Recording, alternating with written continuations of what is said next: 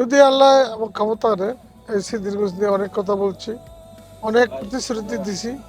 যদি ক্ষমতা আসে আমরা জলাবদ্ধতা একটা খাল আছে, এই খালটা সংস্কার করতে হবে। তাহলে পানি চলাচল থাকলে মশা থাকবে না। এই খালের থেকে কিন্তু মশা উৎপত্তি হয়। এইগুলো মশা মাছির একটা প্রশ্ন, যে একটা জনপ্রতিনিধি জনপ্রতিনিধি যেই তার কাছে যেই কৈফিয়তটা জনগণ চাইতে পারবে, সরকারি লোকের কাছে কিন্তু এটা চাইতে পারবে? আমরা ক্ষমতা এলে বাস, এরপরে এই সাপ্লাইয়ের পানি তো আছে, সেই সাপ্লাইয়ের পানির লাইনগিরি যাতে আমরা ভালো করে দিতে পারি সেই চেষ্টা করব।